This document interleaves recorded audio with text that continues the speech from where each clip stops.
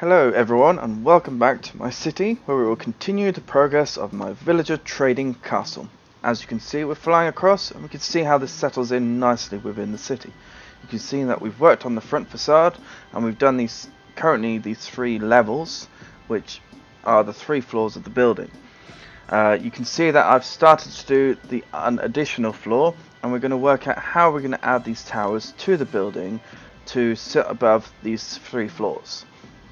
You can see I've done these sort of cantilevering stone, which will be supported by some sort of structural supports from the towers below. I've been working on sort of how big I want these to go, so you can see I've currently thought of putting these blocks to here, so that way I can expand the build outwards. However, you'll be able to see that we're going to remove this, we're going to cut it back and make them quite slimline. This is one of those things that happens when you're playing survival. It's one of those trials and errors. You build something, you kind of build the size, work it out, what you think would be good. You fly away from a distance and then look at the proportions and how they go with one another. From this video you'll see quite a few changes where I have to do something, I think it looks good, do the structure, fly away and then realise I've done it wrong. But this is what happens with these sorts of builds. Doing it in survival, not doing it in creative first, you're doing on the fly. You're trying to change, you're trying to vary it up, you're trying to do something unique, and you always try and make it look pretty cool. You can see here that we've just started this sort of area around each tower, filling in with glowstone so that it could light the tower below, so when you're running underneath and you've got shaders on, it lights up the tower below. You can see I started putting these tower blocks up, but I'm not happy with that. Around these towers we'll then put some netherrack slabs, which will be a walkway that will walk around. If we use a small detailing from the below elements and try and integrate it into this, you can then continue this sort of 3 palette colouring. You see we've started putting it in and we're just showing how it goes around the towers and then we go inwards against the walls, so that way it gives a little bit of variety rather than just being a square block around the building. Plus this means that you can have a cool area with your elytra. You can fly up, land on it and just view the whole city, and it just looks like a nice little finishing detail on the build.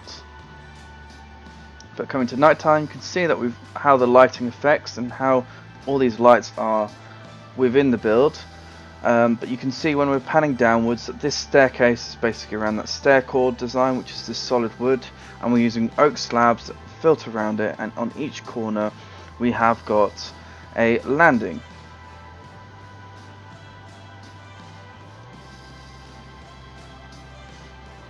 Panning inwards, you can see how the levels go up. You can see that we've got an additional floor here that we still need to finish, but we'll just go in and show you the second floor. This is currently what my working progress of it is, with a small basic idea of using the materials. But you'll be able to see that we've used these dark oak structural beams as a feature within the build, and we've used each one to separate every 3 villager out. You can see we've got the observers behind, and then above them I've put stairs just to give it that extra depth, but also when these observers open it means that the villagers can drop in from above. Just makes it a small nice detail. You can see that we've also put slabs between the beams so that the beams are emphasized, and it kind of shows you the depth of this support.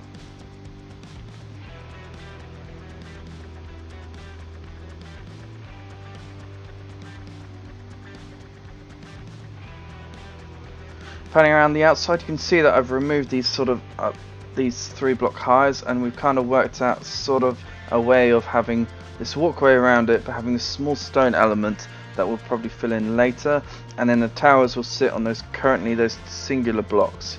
You'll see I'll work those bits up in a second. But it's basically just trying to work out a sort of a structural size that I will enjoy, and it looks in proportion with the rest of the build. I always start with using a sort of a structural frame, which is stone bricks sort of thing, and we've then filled it in with stone just to give that sort of element of something that needs to be filled in there.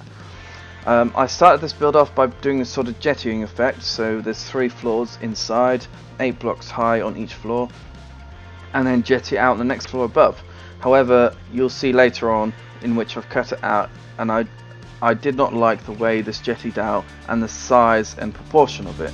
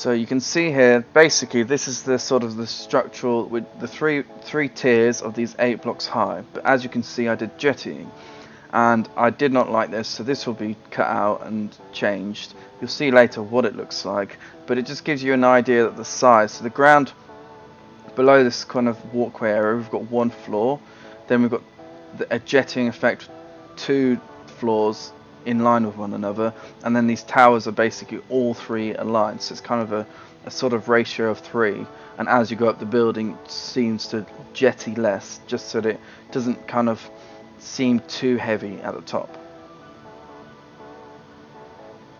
See here, you can see kind of there's the 2 stories there. You can see the difference it is from the jettying. We can see that basically the level of detail I want to do is just similar to below. It gives you just an idea of the whole city and how it will look. We will try and do a bit more in future, but as you can see it does take some time to do this structural framing, detailing, everything. You can see how it's a dominant factor in the city now, and you can see the level of detailing similar to the rest of our houses, and hopefully later down the line we'll have a fully packed city that looks like a hustle and bustle medieval sort of inspired build. Hope you guys enjoyed the video, and if you did, feel free to leave me a like and any comments below. Thank you everyone, and have a nice day.